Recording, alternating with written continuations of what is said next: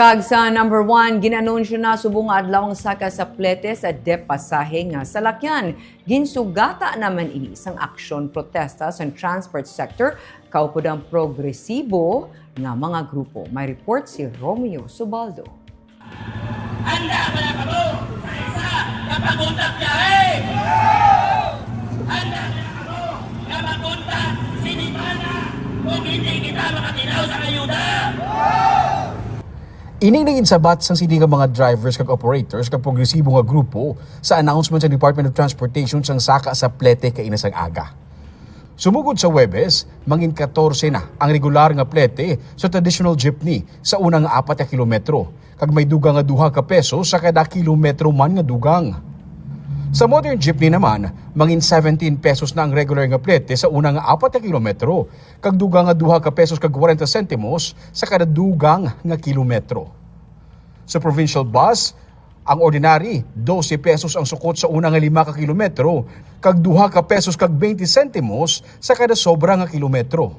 Ang TNVS naman ukon ang Transport Network Vehicle Service, pareho sang Grab ukon InDrive, ang may dugang nga 20 pesos sa base fare pa lang.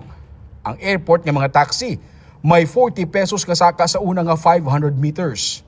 Samtang ang P2P, ukon point-to-point buses, ang may 15% kasaka base sa existing nga pletihan sa karon. Para sa kay Rudy Catedral, ang presidente sa Bacolod Alliance of Commuters, Operators and Drivers ukon Bacod, hindi ini ang solusyon sa pagsaka sa bilis ng produkto petrolyo.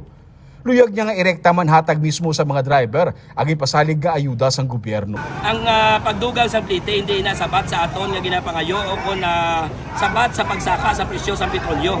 Kay di mayara man subong nga daan nga instansya alin pa na sa una, ang aton nga presyo sa plitihan is 13 pesos. Apang nagabayad man lang sa 10 ka piso, hindi man na naton mariktagid. So butsilingon nga hindi na iya sabat sa aton nga demanda o kung sa aton nga problema sa pagtaas sa presyo sa petrolyo. Ang sabat diri dapat ihatagid directly as soon as possible ang mga ayuda nga gipromisa sa aton nga gobyerno sa aton.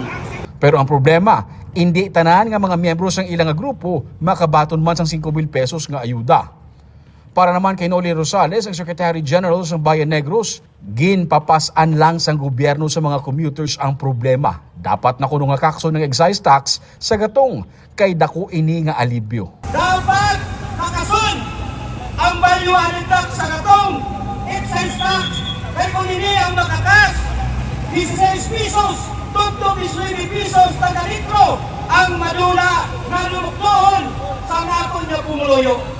Hindi ng driver ang nagalukdo sa sining nga problema.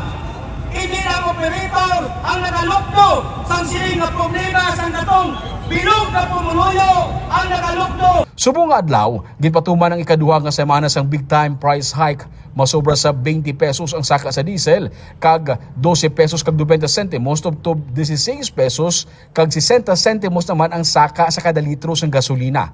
Ini ang resulta sang gamo sa karon sa Middle East. Sa Huwebes, isa ka nationwide transport strike ang ginaplano sa transport sector. Romeo Subaldo para sa Digicast Negros.